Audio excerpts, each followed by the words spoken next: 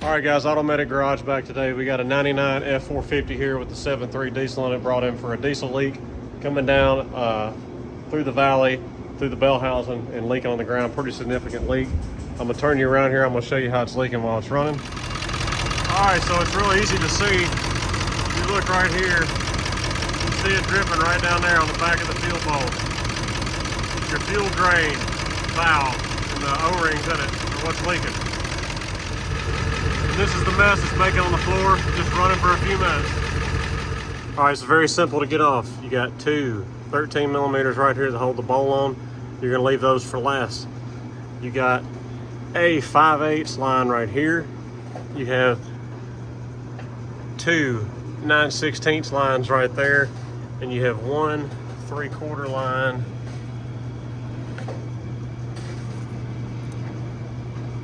it's right below here. Trying to get you a good shot of it. It's hard to see. It's that 3/4 line. It's right there behind this one.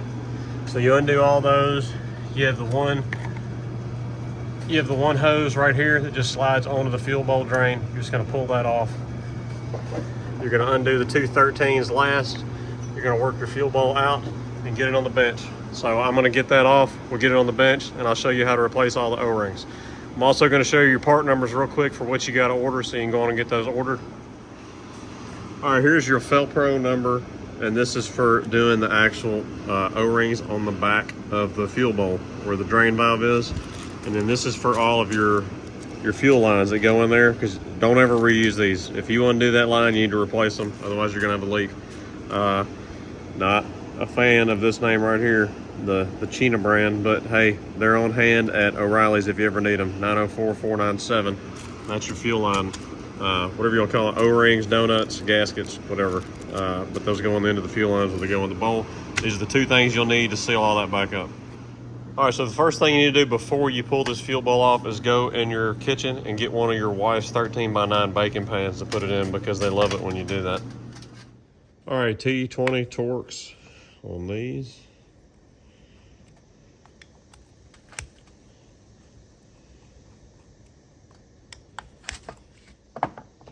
All right, this doesn't just lift exactly straight off, because this top piece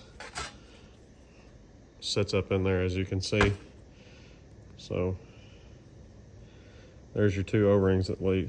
Well, hell, what used to be left is some O-rings. Anyways, let's get those out and replaced. So hopefully you can see just how dry and crusty these get. As I stab myself in the hand with my pick.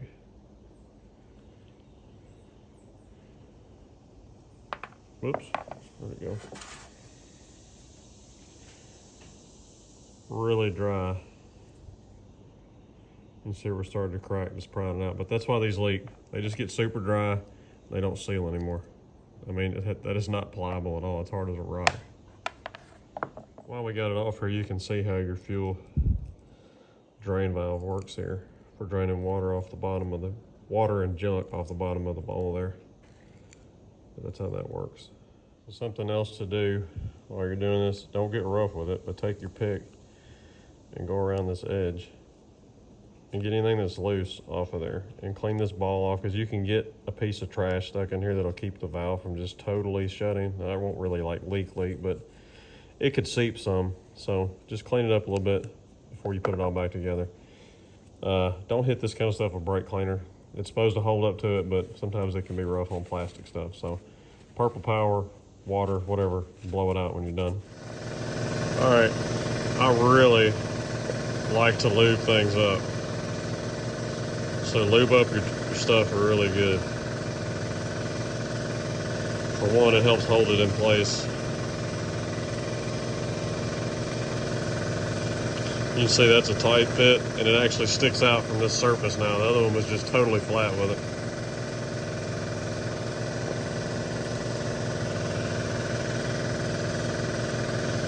This is just synthetic grease. That's what I usually use on all my O-rings. The next thing we want to clean up is this surface right here where the O-rings sit. This is just a Scotch-Brite pad. And I try to turn it where stuff don't fall down in the bowl. But you're just gonna take this and go around this edge and just get all the crap off where the O-ring sits so you know it's gonna seal up good.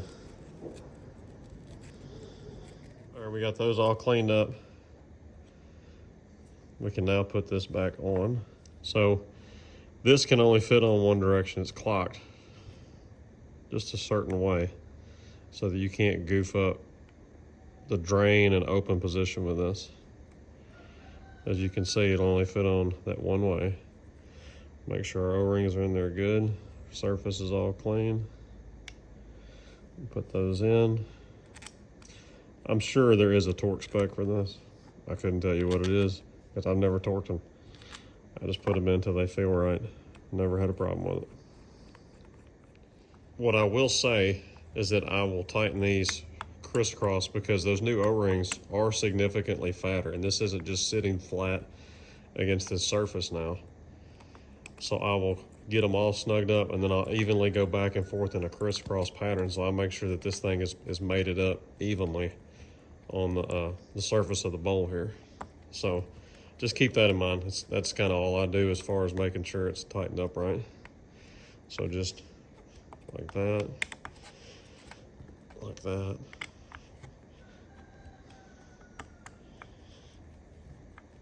That's it for that.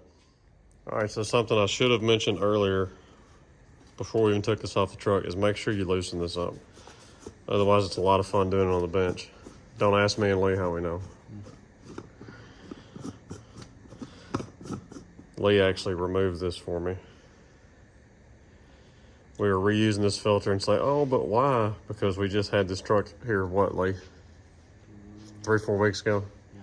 And we did a whole bunch of other stuff on it, including replacing the fuel filter.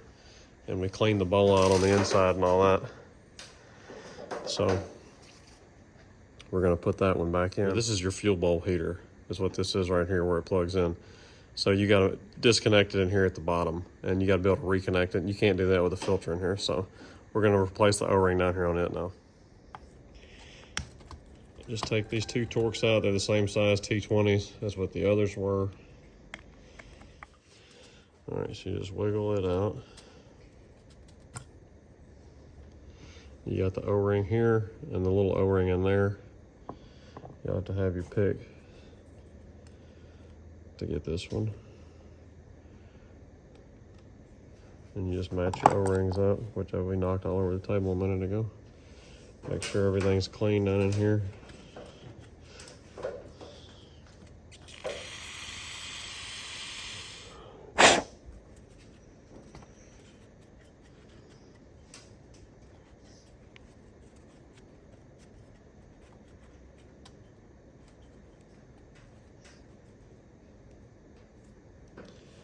It's the easiest thing to do. Just put the O-rings back on this. And wiggle it back in, and that's where your grease comes into play. Makes putting it back in a lot easier. All right, we got our new O-rings on. Everything's lubricated up on both sides. We're gonna put it back in, then we'll make our connection back inside the bowl after we tighten it back down. Once again, I'm sure there's a torque spec for this. Couldn't tell you what it is because I've never used it. All right, the last thing in your kit is right here for your, regulator. T27. This does have a spring in it, so don't let it shoot out. So kind of hold it down like that.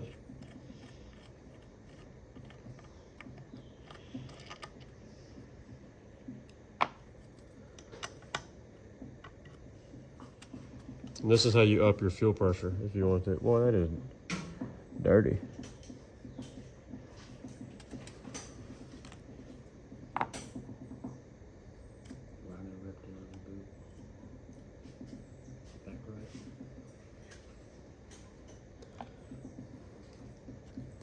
We're going to take that out and clean everything.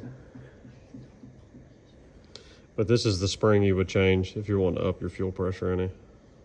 I probably have one sitting around, but that thing need to be cleaned. Lee, clean that up. What, the spring? Yeah.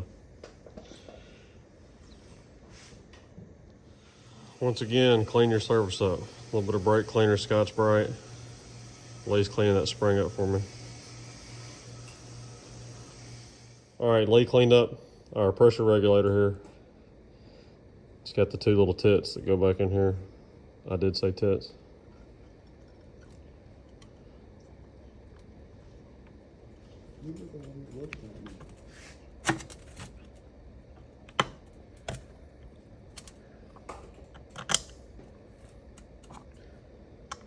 Just tighten these up and then we're ready to put it back on.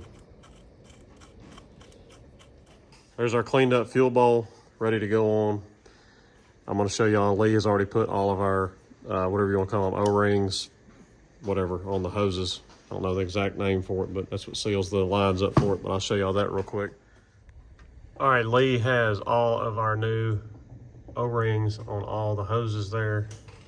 The big one down there too, and grease all those up before you put them on. Just take them off one at a time, match them up, make sure you're putting the right size on each one.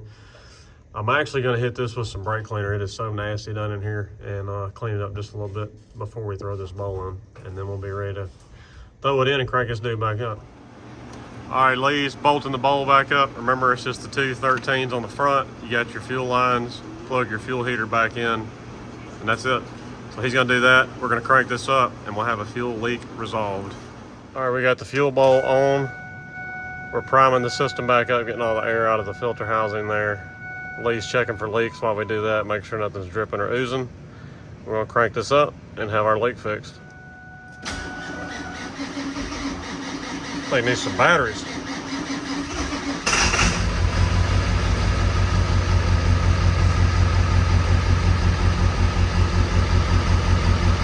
All right, guys, hope you enjoyed the video on fixing this fuel leak on this old 7.3 here. If you got a fuel leak up there in the valley, it's going to be 99% of the time one of two things. It's going to be that fuel return line that goes from the bowl to the back of the passenger side head, or this leak that we just fixed on this truck here. That's what it is most of the time, unless you got a fuel filter that's not tightened up correctly or something like that. They're not expensive fixes. This video ought to walk you through it pretty easy on how to do it. However, if you're looking for somebody to work on your truck, Honda's going to treat you right. We're in the Mid-South area.